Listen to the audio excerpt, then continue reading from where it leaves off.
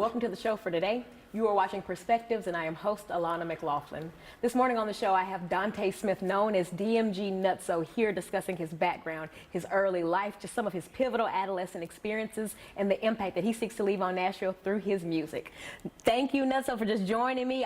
You're kind of in the midst of like a full media run around town. I've just watched you on 2 local podcasts. I know you got some interviews tonight, so it's really awesome that I was able to like kind of get in the mix of this, and I'm kind of like honored to be in the mix of this, so thank you for that. In this first segment, set up baby Dante years. As early as you can remember, tell me where you're from, kind of what home looked like, what your family looked like, and set up those baby years. So I'm gonna start around age 6, 7. It was good. I had a good childhood. I grew up in North Nashville. I was 16 from Buchanan. I love sports. I always love music. I love to dance. I love to have fun. So my childhood was a lot of happiness. It was just fun. Now tell me, and give me some more. Tell me, were there siblings in the house? Or were your parents around? What were they doing? Give me the full view. All right, so I mostly stayed with my grannies, like my auntie. Growing up, my mom did drugs. So it was, in my auntie house, she had, 7 kids? 7 kids, so I'd be the 8th. Or if I was at my granny, like either one of my grannies, like I always kept like the grandkids. So I kind of grew up tight-knit family.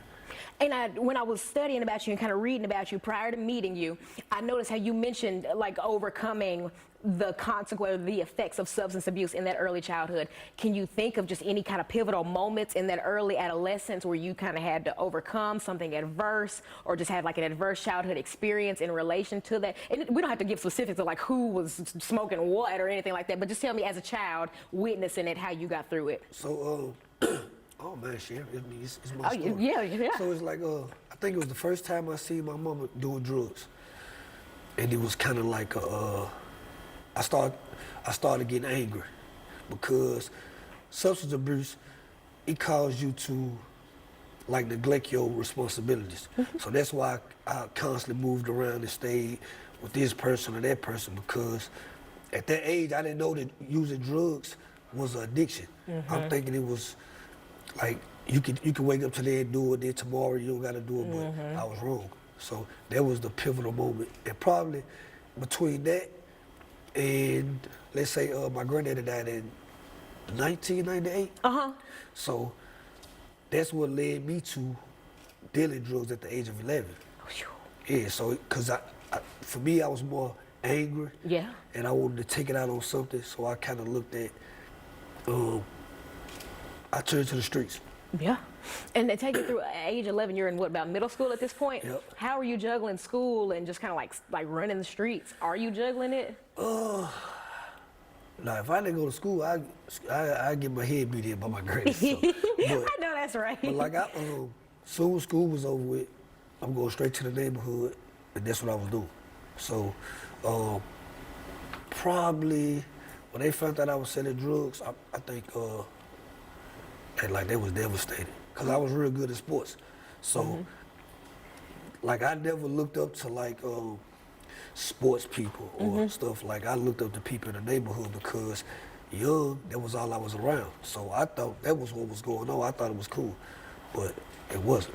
Now take me through high school. I know that you kind of mentioned to me off camera that you ended up at Johnson Alternative, but where were you before that and how'd you end up at Johnson? Okay, one time I had took, I think I was in like I want to say I was 6th grade. I was going to Warden off of DB Todd, and I took some bullets to school. So I wound up going to alternative school, Johnson. So, but I really didn't have no high school years, because my high school years I was mostly either in Woodland Hills, I was in state custody, Wilder, Taft. I was either incarcerated. And I mean, and just trying to tell me about some of those experiences. You just left my jaw just on the floor, from Johnson to Woodland Hills.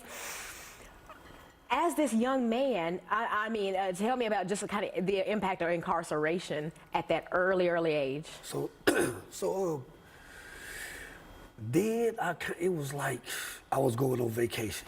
Yeah. So I kind of treated it as a vacation, but like going to the places, it only sharpened me as being a criminal or doing wrong. So We're going to pick back up. You just said something amazing. Instead of it being kind of rehabilitation, it was just sharpening just kind of the tool, you know? Yeah. We're going to pick back up on that in our second segment. We're going to pick up on how you were able to overcome all of that. And I encourage viewers to tune into the second segment of Perspectives, where Nutso and I will return to discuss pursuing music through adversity.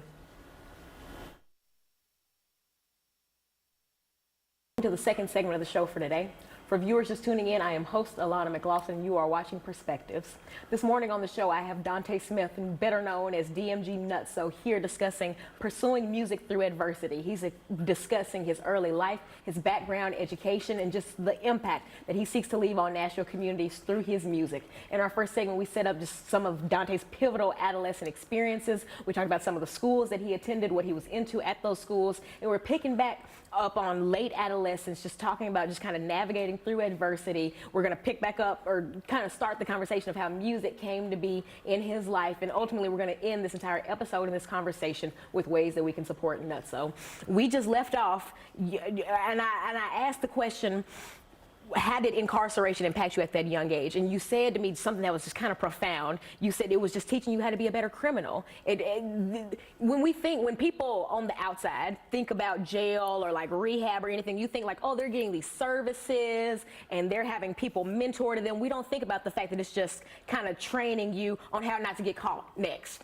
Take me through the rest of your adolescence. Yeah. So you got to look at something like state custody, like these juvenile facilities.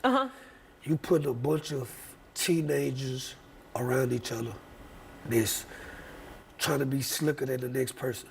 Like, for me, it was never it was never about getting better. It was always finding ways to be more of a con artist. So that's like basically like you get education. You can learn, like I got a culinary arts certificate when I was in Woodland Hills. So like you can gain stuff, but at that age you so stuck on what you stuck on. So I kept going to repeat the cycle. And when do you think that, I mean, you just told me like your high school years were basically just kind of spent incarcerated. Take me up through maybe age 18, 19 of what life was looking like. You mentioned Woodland Hills. Were there any other facilities that you were at? Wilder Youth Development Center, Taft Youth Development Center. I went to like a group home, but like during those times, I don't think I'd never been on probation for a whole year. I mean, how do you manage being like a teenager? I mean, did you have any like average teenage experiences? You told me that you were into sports. Did the sports just kind of fall to the wayside, or? Yeah, because I was like heavy in the streets. Yeah. So like sports was non-existent to me. School was non-existent. Like I didn't have not 1 year of high school. Phew. 7th grade was the last grade I completed. Wow. But I got a GED though. I mean, so. Yeah. So still, you kind of, and a culinary arts certificate. Now tell me, where did music come in all this? I always loved music. But I really started recording music, let's say 2015. Okay. How old were you and what was life looking like in 15? I just came out of state prison. Yep. Just came out of state prison, the big jail. So big, yeah. Yeah, so I spent 6.5 years incarcerated. When I got out, I used to take people to the studio, but I still didn't, like, I wasn't pursuing music. How were you taking care of yourself at this point? I was hustling. Still? Yeah. After 6.5 years, it came out and you went right back. I mean... Yeah, because I kind of at that point, it's all you knew. No, like, I could have did other things. Like, yeah. I could have went to work construction for my granddaddy. I could have got a job, but was I willing to take a sacrifice of somebody telling me what to do? Right. So, at that point in time, I ain't want nobody telling me what to do. So, it was always gonna be the streets over working a job. Right. But it was cool. I mean, it was cool. But it taught me a lot about myself. I would never go back and change not one thing in my life. Really? No, because it got me to where I'm at. And it shaped kind of who you are today. Now we're going back to 2015. You're in the process, you're taking people to the studio. What does that mean? Would you like drive them over there, drop them off? Like I pay for studio time, or I just go to the studio, we have fun in the So this is like studio. another hustle too. Like you're bringing in artists, you book the time and they come in. I was paying for that. That ain't no hustle. Okay, so you're not making anything off of it. You're okay. No. You got to think what everything, like with the alcohol and other things that go on at the studio, you have to, you feel me? Like everything got to be funded. So let's say 2016, I was like, somebody told me, it was DJ Coop. He said, why don't you start rapping? I'm like, man, I ain't no rapper. So I'm like, man, he like, man, but don't nobody got to make up no story about you. Like, you got an image. So I started doing it. And it started taking shape. But next thing you know, here go the feds knocking at the door. Before we, I'm like, Lord, because every time my heart gets excited for you and I'm rooting for you in the story, and then I'm like, no, Nutso. Before that, do you remember your first studio session? Like after Coop has put this bug in your ear, do you remember like your first producer session? His name is Wee Wee. Play that beat Wee Wee. Go to Wee Wee, start recording, and I used to I like going to the studio. But I was too busy trying to be a rapper and not be myself. Right. So now, when you went to this first studio session with Wee Wee, is this like prepared material? Are you freestyling? Are y'all just vibing? Set it up for me so I can picture it in my head. all right, walk in the studio. Okay. Play some beats for me. He played beats for me. Okay. Might be a beat I like. I upload this one. Okay. Then he'll have the beat just playing and I'll just be typing on the phone.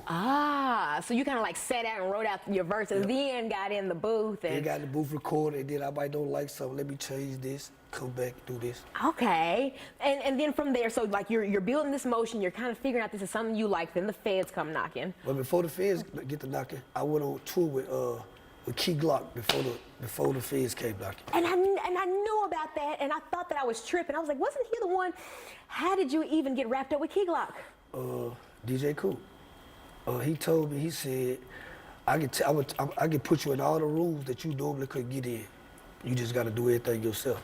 So, wound up getting a feature from him. After that, it was cookies. And tell me, like, tour experiences. Was this your first time kind of leaving the city like that? No, I always traveled since I was young. But doing that is kind of like different because, like, you got to be heightening your awareness because you're going around people you don't know, places you don't know. Yeah. Are you nervous? Are you shy? Right. Like, I'm not a shy person, so I'm an outspoken person. So it really don't bother me. But sleeping in these different areas, just enjoying it. And I mean, like, tell me, learning about the crowd, I mean, you have a way of making things seem so normal. These things aren't normal, Nutso. I'm gonna actually save that for our final segment where I'm gonna like pick on you because you have a way of almost like minimizing. You're like, yeah, I just went on with Key Glock. Like what? Like to somebody normal, that sounds like extraordinary, and you've had a really extraordinary life. But you know why? Why? Because I done always been around people that's like football players. People like movers and shakers. Yeah, I always been around them. We're going to pick back up on that in our final segment, and I encourage viewers to tune into our final segment to hear Nutso's story of pursuing music through adversity. Welcome to the final segment of the show for today. For viewers just tuning in, I am host Alana McLaughlin, and you are watching Perspectives. This morning on the show, I've had Dante Smith, known as DMG Nutso, here discussing his background, his pivotal adolescent experiences, and ultimately the impact that he seeks to leave on Nashville through his music. If you missed our first two segments, I encourage you to go back and watch them in their entirety. Dante's story is powerful, and it's extremely inspirational to know that all that he's been through and all that he's kind of working towards today. To kind of compare the two, it can pull anybody out of any rut. We're coming right back in our final segment. We're just talking about lived experiences. Who is Nutso? What's Nutso working on today? And how can we support him? We're coming right back in. Right. Lord, you've just gotten off tour with Key Glock. Yep. But then the feds come calling. Feds give me. I kissed Valentine's Day 2018. I'm eating pill chains. Feds come in to get me. Inside PF Chang's? Yeah. Oh, OMG. Yeah. And how long were you down for, or what happened after that? So I wound up, had to go to jail. Due time I did, almost 5 and some change. But during my last 6 months of incarceration, my nephew got killed. My daddy died. August, my nephew got killed. September, my daddy died. October, my granny died. January the 5th, my mama died. Right before I came out. So this was the motivation behind doing something different. Now, were you able to attend any? Not at all. Nope. None of them. Nope. Wow. Yeah, that's a hard day. Oh my God. And I mean, tell me about just your mental state during that period. That would break anybody. So it would, but I go to therapy. Yeah. Yeah, I got 2 different therapists. But prior to having that access to being incarcerated and dealing with that, how did you deal with that? Were you writing? Were you crying? Set it up for me. So I was in this program called RDAP. Okay. It's a residential drug abuse. It's program? Yeah, like 9 months. So, like during that time, you got to think. Growing up, I was always taught not to show your feelings, your emotions. So Right. I wasn't grieving. So it was just like just going day to day, like stone face. Oh. Now, Nutso, tell me, upon release, you've lost like 4 different key components of your family. Yeah. What does life look like for you after that? Are you putting these feelings into your music? Are you like back into the streets? Tell me just kind of what your mindset was. Were you wanting to do different at this point, or were you just still kind of falling into the same routines? So for me, it was about doing something different because they never seen me do nothing good. Right. So if, like, and you gotta think I got small kids, and I got older kids. So it's like a cycle. It's like a vicious cycle that I did. When I went to state prison, my youngest little girl, my oldest little girl now, she was 2. When I went to federal prison, my youngest daughter, she was 2. You see what I'm saying? So it's like, are the risks worth the reward? You're right. When I can tell my story through music, and I know it's somebody out there that's going through what I went through, but you see, like, it don't even gotta be music. It could just be you get a job, being the best at your job, just by being yourself. So that's like, for music, for me, it's therapy. Who are some of the artists that you listen to? These could be inspirations or just for leisure. So I listen to a lot of Kevin Gates, Sir Charles Jones. I listen to I like a lot of R&B. Yeah. Yeah. And do you find like any of those music? Do you find that any of those artists influence your music, or just do you sample from them, or? Yeah, Kevin Gates, because like he speak his mind, like he tell his reality. So, yeah. Like even like an artist like NBA Youngboy, he give you his flaws and all. Like he don't hide it, so I don't hide like nothing I've been through. That's why I can be comfortable talking to you about my life, because I mean, what I'm gonna be ashamed for, I did it, but it's what shaped me to be who I am. Yes. Tell me, what's inspired you to start taking music seriously? I'd say, from what I can see with like the human eye in the last 6 months, right? Nutso's been like on fire. You've been working, you've been interviewing, you've been like very on the scene. Tell me, what's the inspiration behind that? Do you have like just a good team behind you? Are you got a good team behind you? let's talk about the team behind you. All right, so. Like, to do this, it's gonna take a team. Okay. Because I'm gonna tell you the truth. If I would have been doing this by myself, I probably would have showed up. Yeah. You feel me? Because the camera, then I gotta put this on. So, I got it, all right. So it's like everybody do their job. It's like an engine. Every part gotta be working for it to work. Right. So they believe in me.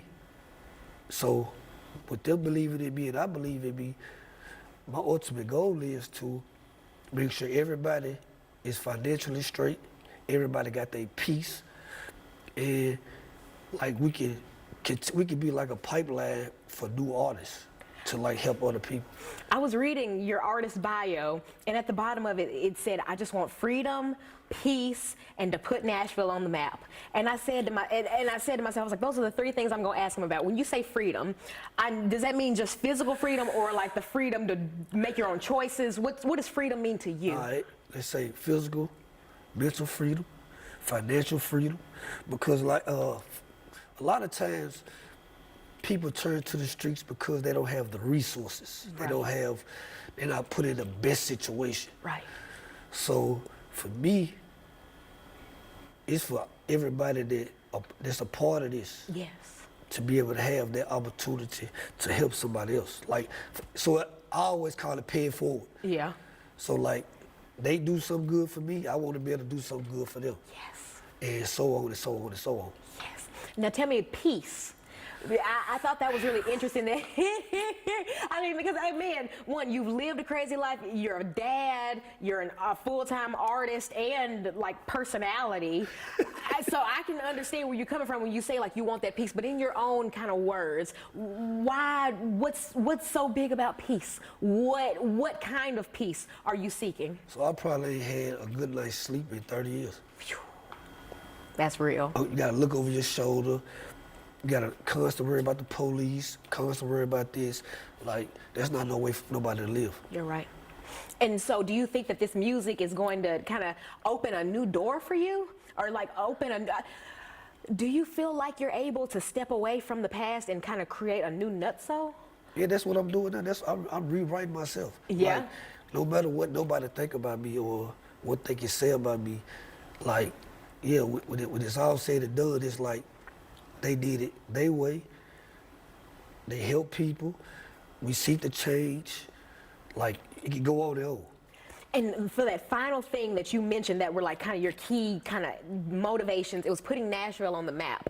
To the average Nashville, Nashville's already on the map. We have our country music. And so in your words, what does it mean to put Nashville on the map?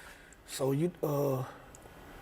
for me, like I done been like 7 federal different prisons, right? So in 7 different states. So when people think about Nashville, that's the first thing they think about is country music. Well, it's an urban side of Nashville. Yes. Like, it's stuff that's going on in Nashville, so I want to bring the spotlight of, Yes. Let's go to these different places in Nashville. Like when people come, they want to go visit. Yes. They want to see. Yes. And when you speak about music, I wanted to be able to say, okay, well, DMG, they did this for Nashville, and it's still going on.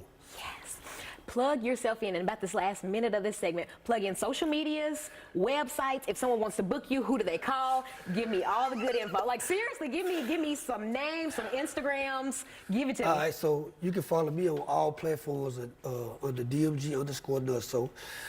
If you want to book me, you can look up DMG _Doe or Skillet Boss or DMG Bo. I got a project coming out October the 4th. It's called Hold Up. It's an EP, private listening session coming. You know about that. That's on the 29th. Yes. The website about to go up too. The DMG Wiki website going up. And we do have merch. I will make sure I bring your merch back down here for you. Come on, small.